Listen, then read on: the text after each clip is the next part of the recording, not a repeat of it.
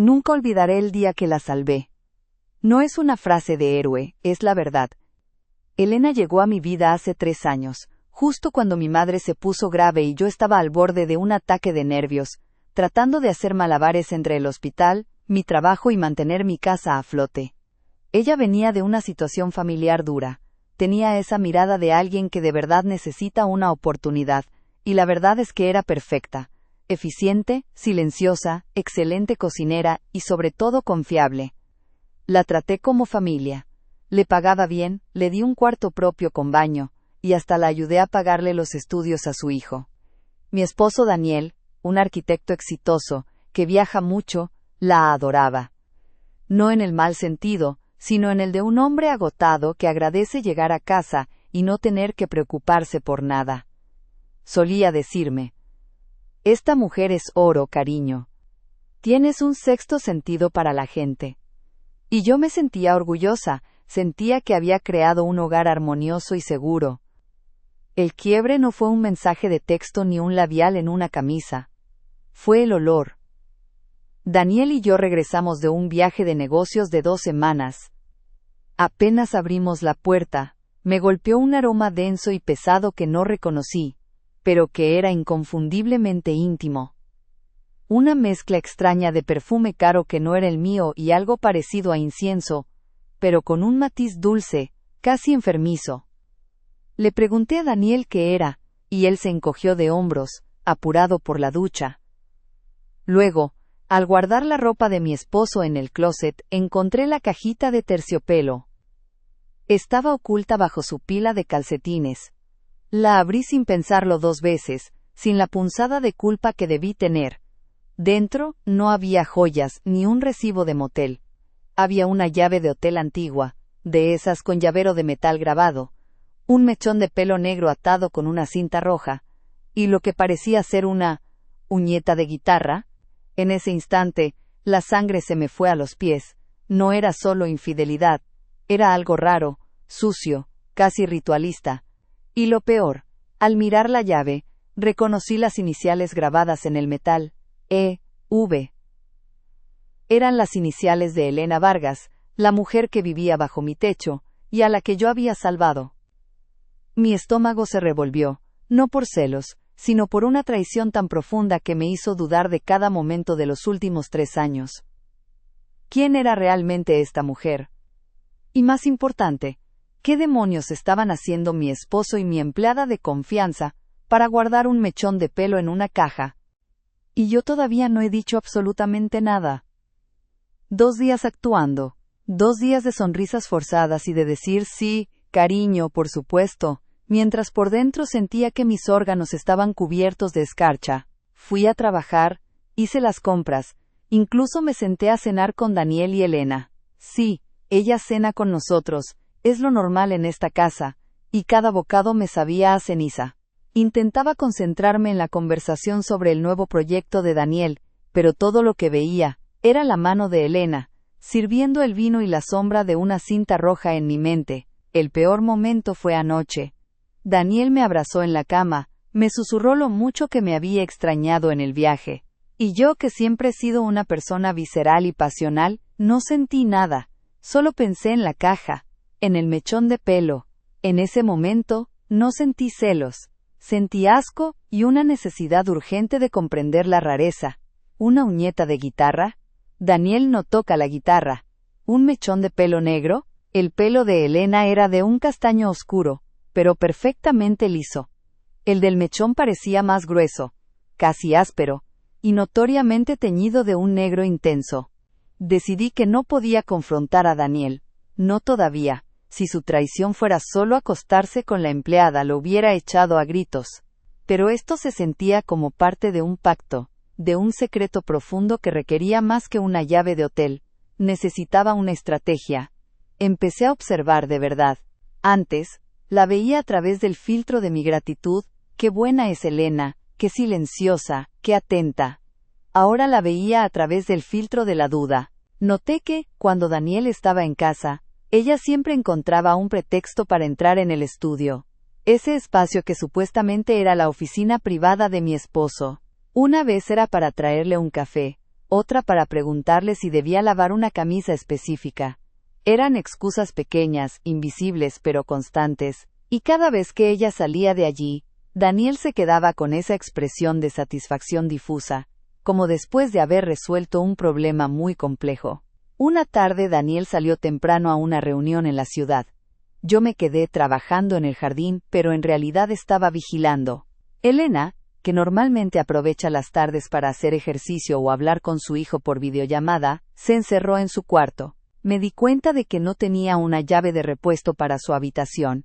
Le había dado una cerradura para su privacidad. La ironía no me pasó desapercibida. Mi oportunidad llegó esa misma noche. Era una casualidad ridícula pero crucial. Daniel me llamó a las 8, con voz cansada, para decirme que se le había reventado la llanta del auto en el camino de vuelta, y que tendría que pasar la noche en casa de su socio, en las afueras. Me dio 1000 excusas y se disculpó por dejarme sola. Yo fingí comprensión. Tan pronto como colgué revisé la agenda de Elena en la cocina. Ella había escrito que a las 9 tenía una cita médica de urgencia con su dentista. Era raro, porque Daniel y yo siempre la llevábamos a sus citas, pero supuse que, al estar él fuera, ella había llamado un taxi. A las 8:50 de la mañana, Elena salió, vestida de manera casual, pero con una chaqueta muy elegante, y un bolso de mano que nunca le había visto. Me deseó buenas noches con esa serenidad que ahora me parecía escalofriante, y cerró la puerta principal. Esperé 10 minutos. El silencio en la casa era opresivo. Y el famoso olor, esa mezcla de perfume y dulzor, parecía más fuerte que nunca en el pasillo que llevaba a su cuarto. Sabía que era una violación de su privacidad, una bajeza, pero la cajita con el pelo me había quitado el derecho a la moralidad. Me dirigí a la cocina y busqué entre los cajones. El juego de herramientas de Daniel. Un destornillador pequeño, plano. Con manos temblorosas, me paré frente a su puerta. No iba a forzar la cerradura. Iba a intentar hacer lo que ella hacía, pasar desapercibida. Miré a mi alrededor. Era la esposa, la dueña de la casa, y estaba a punto de irrumpir en el cuarto de mi empleada como una ladrona. Esta mujer no solo me había traicionado, me había convertido en algo que no quería ser. Metí el destornillador en el pestillo, haciendo palanca con suavidad, temiendo el ruido metálico. Tuve que intentarlo 4 veces, sudando frío.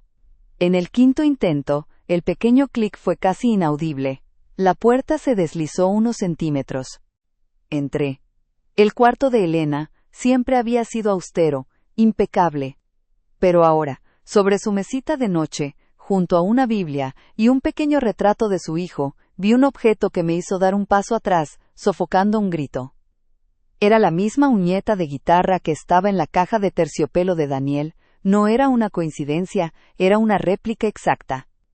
Y al lado un pequeño cuadernillo de notas, con tapas de cuero y un candado diminuto. Mi decisión estaba tomada. No iba a salir de ese cuarto sin abrir ese diario. Encontraría la verdad aunque tuviera que romper el mundo que había construido. ¿Qué había más allá de la infidelidad que requería 2 de los mismos objetos, como una ofrenda doble? Actualización. La mañana siguiente a la incursión en su habitación. Apenas pude dormir. La adrenalina de la noche anterior se mezcló con el miedo. Me desperté con el candado del diario de Elena aún en mis manos. Una pieza de metal ridículamente pequeña que me separaba de una verdad que, intuía, sería catastrófica. Lo guardé en el bolsillo de mi bata, junto a la réplica de la uñeta que tomé de su mesa. Necesitaba esconder esas pruebas, sacarlas de allí, antes de que ella regresara. Elena volvió a casa a media mañana, justo cuando Daniel me llamó para avisar que su reunión se había extendido y llegaría para la cena. El ambiente se tensó en cuanto ella cruzó la puerta. No por lo que ella dijera, sino por lo que yo sentía. Cada vez que me hablaba preguntando si necesitaba algo del mercado, si el café estaba bien, sentía que me estaba examinando, buscando algún signo de cambio, algún atisbo de conocimiento en mis ojos. Mi enfoque pasó a ser cómo abrir ese maldito candado. No era una pieza de museo, pero tampoco podía forzarlo sin arruinar el mecanismo y dar la alarma. Recordé que Daniel guardaba un pequeño kit de ganzúas que usaba para sus maquetas de arquitectura. que a veces requerían trabajar con cerraduras diminutas. Esperé a que Elena estuviera en el jardín, regando las macetas, su actividad habitual después de comer. Fui al estudio de Daniel, el lugar donde el olor dulce e íntimo siempre era más fuerte. Encontré el kit de ganzúas en la parte posterior de un cajón. Era mi única oportunidad. Me encerré en el baño de visitas y, con el corazón latiéndome en la garganta, me puse a trabajar. El candado era de fabricación barata, y el pequeño tutorial que Daniel me había enseñado una vez para abrir un cofre de juguete de mi sobrino, sirvió. Tras 10 minutos de intentos fallidos, oí el clic. La liberación fue casi tan fuerte como el miedo. Abrí el diario. No era una libreta de notas común. Las primeras páginas eran listas de compras o números telefónicos, pero la letra cambiaba de repente. Se volvía más estilizada, más apretada, como si la escritora estuviera guardando un secreto en cada trazo. No era un diario de amor. Las entradas no hablaban de besos robados o citas clandestinas. Hablaban de fechas, de nombres extraños y, lo que me heló la sangre, de dinero. Mucho dinero.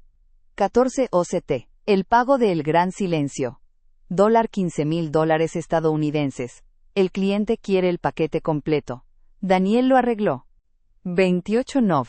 Faltan 3 días para el sacrificio de la serpiente. Daniel se encargará del regalo. 05 Dick. Se ha cumplido. El círculo se cierra. Ahora somos intocables. Usar la uñeta doblemente bendecida. Mi mente giraba. $15,000. ¿Qué negocio era este? ¿Qué era el paquete completo? El sacrificio de la serpiente sonaba a una secta, a algo completamente ajeno al matrimonio estable y al trabajo honesto que creía tener. Y Daniel, mi esposo, el padre de mis hijos, aunque no vivan con nosotros, estaba arreglando cosas y proveyendo un regalo. La infidelidad parecía una estupidez de parvulario comparada con esto. Seguí leyendo, saltando páginas que parecían más bien conjuros o listas de ingredientes, hierbas, aceites, nombres latinos. Me detuve en una entrada reciente, de hace apenas 2 semanas, justo cuando Daniel y yo estábamos de viaje, y Elena estaba supuestamente sola en casa. 05 enero, miércoles. La invocación ha funcionado. El cliente nombre borroso, pero claramente un nombre es nuestro. Le ha dado a Daniel el anticipo. El ritual de limpieza será en el hotel de siempre. Daniel ha dejado la pieza de protección para mí en el lugar de siempre. Ahora, la casa está sellada. Ella no lo sabrá nunca. Mi futuro y el de mi hijo están asegurados. La pieza de protección. Tuve que revisar el closet de Daniel de nuevo, la caja de terciopelo. La uñeta que tenía yo era la réplica de Elena. La que Daniel guardaba era la original. El mechón de pelo, el incienso. Todo era parte de una protección, o peor aún, de un ritual. Elena no era una amante, era una socia en algo oscuro. Pero la pista más importante estaba en la última entrada, sin fecha. El cliente de la uñeta azul está nervioso. Necesita que Daniel lo asegure. Vamos a usar la sala de conferencias del Hotel V*** para la reunión de clausura. Daniel llevará el maletín. Yo solo seré el testigo. El Hotel V***. La V de las iniciales de la llave. El hotel era el de mi ciudad, conocido por sus salones de eventos empresariales de alta gama. En ese momento, oí la voz de Daniel, llamándome desde la sala. Había llegado antes de lo esperado. Me quedé congelada. Tenía que volver a poner el candado, volver a guardar el diario. Pero me faltaba algo. Rasgué la última página, la que mencionaba la sala de conferencias, y el Hotel Quimpo, *************************************************************. La doblé en un cuadrado diminuto y la escondí en mi brasier. Guardé el diario bajo el colchón de Elena. Volví a poner el candado, parecía intacto, y salí del baño. Mi esposo me esperaba con una sonrisa. Se acercó a abrazarme, y cuando lo hizo, notó algo. Tocó mi hombro y dijo, con una voz extrañamente fría: ¿Qué es ese olor, cariño? Huele a aceite quemado. ¿Estuviste en la cocina sin Elena? Sabes que no me gusta cuando toca sus cosas. Actualización. Un día después. Las palabras de Daniel me impactaron más que la amenaza de una pistola. ¿Sabes que no me gusta cuando toca sus cosas? No dijo, cosas de la cocina o sus sartenes. Dijo sus cosas, refiriéndose a Elena. La posesividad en su voz, el escalofrío en la mirada, me confirmaron que no solo eran socios. Esta relación tenía capas de control y dependencia que iban mucho más allá de una aventura de cama. Respondí con la mentira más convincente que se me ocurrió, con una risa nerviosa. Sí, claro, solo fui a buscar un vaso de agua. Quizás se me pegó algo del jardín. Estuve cerca de la compostera. Él me miró fijamente un segundo más. Ese segundo que se siente como una hora. Y luego me soltó con un suspiro. Fingió cansancio y se fue a duchar. Pero yo sabía que la semilla de la sospecha ya había sido plantada en él. Mi mente trabajaba a 1000 por hora. Tenía la uñeta, la copia de la llave, la página rasgada que mencionaba el Hotel Kimba asterisco asterisco asterisco asterisco asterisco asterisco asterisco, y el maletín. El problema era el tiempo. Daniel tenía un viaje planeado para el fin de semana, pero la nota no especificaba si la reunión de clausura sería antes. Decidí ir a por la pista más sólida. El hotel. Usando la excusa de buscar un regalo para el cumpleaños de mi hermana, me escapé esa tarde. Conduje hasta el Hotel Quinte asterisco asterisco asterisco asterisco asterisco asterisco asterisco, un lugar elegante y discreto que solía utilizarse para cumbres de negocios. Entré con la máxima seguridad en mí misma, como si estuviera allí para una reunión de la junta directiva. Fui al mostrador de recepción.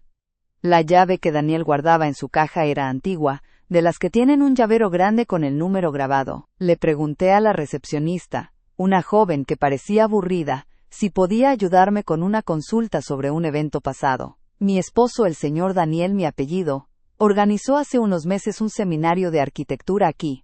Olvidó un libro importante. Estoy segura de que fue en la sala de conferencias. Un número alto. ¿Podría verificar qué eventos recientes se han realizado en esa sala? La chica, con un suspiro, tecleó. Después de unos segundos, levantó la mirada, visiblemente incómoda. Señora, el sistema no me permite compartir esa información por nombres de clientes que no son usted. Pero, puedo decirle que la sala, el número que inventé, ha sido reservada exclusivamente, y con mucha antelación, por la misma persona, un tal señor Vargas, en días muy específicos durante los últimos 6 meses. Señor Vargas, el apellido de Elena. Daniel estaba operando bajo el nombre de la empleada. ¿Y estas reservas son para grandes grupos o...? Pregunté, intentando no sonar demasiado ansiosa. No, señora. Son reservas de la sala, no del banquete. Siempre se pide una mesa para 2, café y un proyector. Y tienen una cláusula muy estricta. La sala debe ser preparada personalmente por el cliente, antes de la llegada de cualquier invitado. Me di cuenta. La sala de conferencias no era para una junta. Era el lugar donde Daniel y Elena montaban sus rituales o sus oscuros negocios. Y la llave de hotel era para la habitación de apoyo, o quizás para esa habitación específica que Daniel y Elena usaban para sus encuentros de trabajo, o lo que sea que fuera eso. Regresé a casa con la mente hecha un nudo. Tenía que llegar al fondo del maletín. Esa noche Daniel estaba insoportable. Preguntó por mis salidas, por el regalo de mi hermana. Me sentí acorralada. Fingí tener migraña y me fui a la cama temprano, pero esperé hasta que el ritmo de su respiración se hizo pesado y regular. Me levanté en la oscuridad. Fui al estudio. Daniel siempre dejaba su maletín de cuero en un rincón de su escritorio. Era el mismo maletín que había visto en la agenda de Elena. El maletín del que ella había escrito. Daniel llevará el maletín, yo solo seré el testigo. El maletín estaba cerrado, por supuesto. Daniel era obsesivo con la seguridad. Tenía un pequeño código de 3 dígitos. Lo había visto usarlo 1.000.000 de veces, pero mi mente estaba en blanco. Intenté los números más obvios. Nuestra fecha de aniversario, su cumpleaños, el cumpleaños de Elena. Nada. Entonces mi vista cayó en su escritorio. Había un post-it escrito con su letra, con una serie de números y letras que parecían una clave Wi-Fi o una contraseña. En la parte de abajo, la última línea decía, Caja Fuerte, 777. Demasiado sencillo, demasiado obvio para ser su caja fuerte principal, pero tal vez era un código secundario. Tecleé 777 en el maletín. El clic fue tan ruidoso en la oscuridad que pensé que había despertado a toda la calle. Abrí el maletín. No estaba lleno de dinero, ni de drogas, ni de contratos dudosos. Estaba lleno de objetos más perturbadores aún. Una docena de cartas manuscritas, todas selladas con cera roja, dirigidas a personas con iniciales que no reconocí. Un pequeño frasco de cristal, lleno de un líquido verdoso y espeso, y en el fondo, envuelto en un paño de seda negra, había una pequeña estatuilla de madera tallada de una mujer, desnuda, con una serpiente enroscada a su cuello. En la base de la estatuilla, grabadas con un punzón, estaban las iniciales E.V. No, de Elena Vargas, E.V. Era el mismo grabado de la llave de hotel. El pánico me inundó. Esto no era un negocio de arquitectura.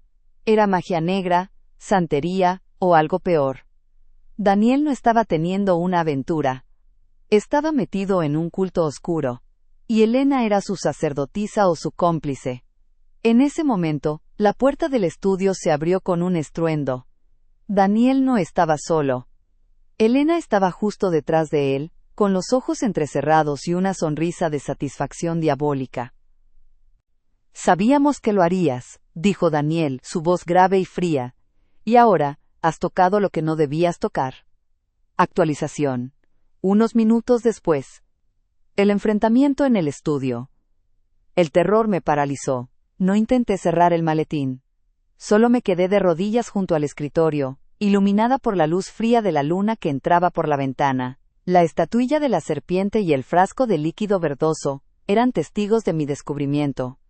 Daniel encendió la luz del estudio, y el cambio en su rostro me heló la sangre. No era la expresión de un esposo atrapado, sino la de un depredador. La decepción y la ira no eran por la infidelidad, sino porque yo había arruinado su trabajo. Elena se quedó parada en el umbral, cruzada de brazos, con esa sonrisa de suficiencia que ahora entendía. Ella siempre había estado un paso por delante de mí. Siempre supimos que llegarías aquí, eventualmente, repitió Daniel, con un tono extrañamente tranquilo. Se acercó y sin violencia, tomó la estatuilla de madera y la puso de nuevo en el maletín, cerrándolo con el mismo código 777. Eres demasiado inteligente, y demasiado sensible, no podías ignorar la caja para siempre. Le grité, mi voz era un hilo tembloroso. ¿Qué es esto, Daniel? ¿Una secta? ¿Brujería? ¿Quién es la mujer de esa estatuilla, y por qué mi casa apesta a ritual? Elena intervino, su voz normalmente suave ahora era cortante y autoritaria. Tranquila. Es solo un negocio, señora. Mi apellido. Un negocio muy antiguo y muy rentable. No es brujería, es justicia de mercado. Daniel solo estaba facilitando un deseo. Yo lo ejecutaba. Daniel asintió. Elena tiene un don, un poder que la gente de nuestro nivel necesita. Nosotros construimos edificios y negocios. Ella construye destinos. La estatuilla, las cartas, el pelo. Son herramientas. La llave del Hotel V, asterisco, asterisco, asterisco, asterisco, asterisco, asterisco. No es de un nido de amor. Es de la habitación de ceremonias. La uñeta de guitarra es una pieza de protección que garantiza que el trato se mantenga. Mi mente luchaba por procesar esto. ¿Trato? ¿El dinero en el diario? $15,000 por el silencio? ¿Están destruyendo la vida de alguien por dinero? Estábamos mejorando la nuestra. Me corrigió Daniel, exasperado, como si estuviera explicando un concepto básico a un niño. Ese dinero es una fracción. El cliente del mechón de pelo necesitaba que su socio de negocios más joven se retirara discretamente. Elena se encargó de persuadirlo. Sin violencia. Solo con un poco de sugestión energética. Los resultados son permanentes. Y a cambio, recibimos un gran porcentaje de las ganancias. Entendí entonces la magnitud de la traición. No era solo el matrimonio. Era que Daniel estaba utilizando todos los recursos que yo le había ayudado a construir, su influencia, su dinero, su prestigio, para participar en una red de extorsión mística. Y lo más doloroso, Elena, a quien yo había sacado de la pobreza, era el arma. ¿Y el mechón de pelo? ¿Era de la víctima? Pregunté, con náuseas. Elena sonrió, una sonrisa sin calor. No, era mío. El pelo de Elena Vargas era para sellar mi identidad en la transacción. El cliente ve mi nombre en el papel y sabe que no hay marcha atrás. Es mi garantía. El golpe emocional me hizo tambalear. Había creído que Elena me traicionó por la cama de mi esposo. La verdad era infinitamente peor. Me había traicionado por dinero, por poder y por una conexión con Daniel que era más fuerte que cualquier lazo marital. Eran un equipo en la oscuridad. Daniel, viendo mi devastación, se acercó a mí. Cariño, si lo hubieras ignorado nunca lo habría sabido. Podrías seguir disfrutando de la vida, de tu comodidad. Esto nos hace imparables. Podríamos ser la pareja más poderosa de la ciudad. Me levanté del suelo, recuperando la poca dignidad que me quedaba. Lo miré directamente a los ojos. Había miedo en mí, sí, por el poder oscuro que acababan de admitir tener. Pero la rabia lo superó. No voy a ser la cómplice de un delincuente de poca monta que utiliza a una mujer desesperada para estafar a la gente con magia. No. Esto se acabó, Daniel. Te voy a denunciar, a ti y a tú, socia. Daniel y Elena se miraron y rompieron a reír, una risa hueca y cruel que rebotó en las paredes de mi estudio. ¿Denunciarnos?, se burló Daniel. ¿Denunciarnos por qué? ¿Por guardar objetos extraños? ¿Vas a ir a la policía con una uñeta de guitarra y una estatuilla de madera? ¿Y decirles que tu esposo es un brujo de la fortuna? Nadie te creerá. Creerán que estás teniendo un colapso nervioso. Y créeme, nosotros tenemos los mejores abogados de la ciudad. Elena se acercó un paso más, susurrando con una malicia que me desgarró. Además, el cliente del mechón de pelo es muy poderoso. Si se entera de que una esposa celosa ha descubierto el negocio, su silencio no será tan amable. Te aseguro, señora, mi apellido, que no querrás estar en el lado equivocado de nuestros socios de negocios. Me quedé sin aliento. Me habían acorralado. Tenían razón, no había forma de probar su crimen ante la ley. Mi única evidencia era una página rasgada y unos objetos que podían pasar por kitsch místico. En un acto de absoluta desesperación, tomé el pesado sujetalibros de mármol que estaba en el escritorio de Daniel. No sabía lo que iba a hacer, solo sabía que no podía dejarlos ganar. Levanté la mano. Daniel me vio. No se inmutó, solo suspiró, cerró los ojos y dijo: ¡Qué decepción! Elena, encárgate, ya sabes lo que tienes que hacer. Actualización. 3 semanas después. La secuela. La escena en el estudio terminó con el sonido sordo del mármol al caer sobre la alfombra. Daniel no se movió. Elena simplemente extendió la mano hacia mí, no para golpearme, sino para arrebatarme el sujetalibros como quien desarma a un niño. El terror en sus ojos no era por la agresión, sino por la posibilidad de que el objeto rompiera el escritorio, o peor, alguno de sus instrumentos ocultos. No hubo golpes físicos. El castigo de Daniel y Elena fue mucho más calculador y frío. Me dejaron ir. O más bien me permitieron irme. Esa noche empacaron una maleta para mí.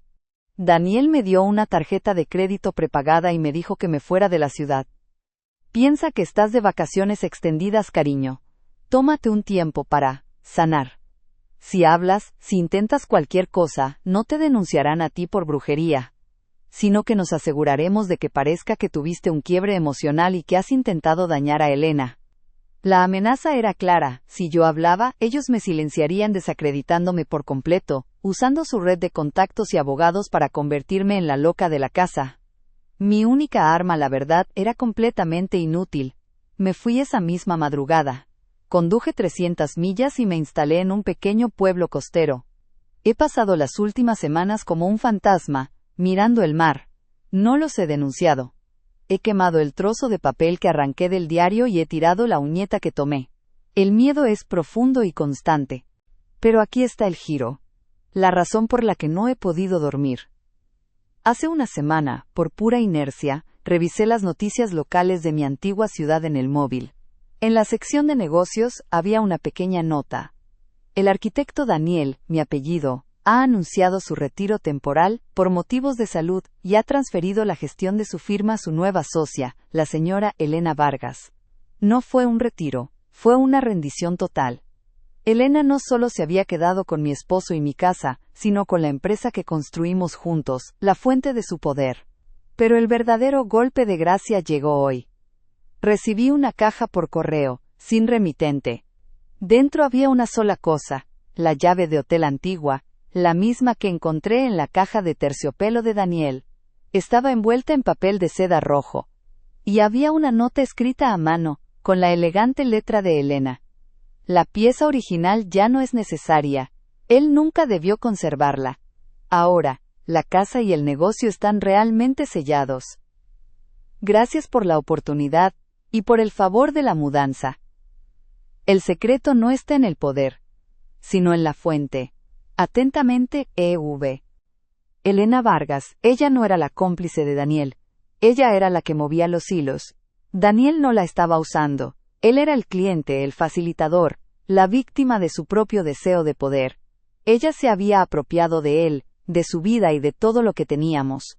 Ahora lo sé. Daniel no está de descanso. Daniel es la próxima pieza de protección en la caja de terciopelo.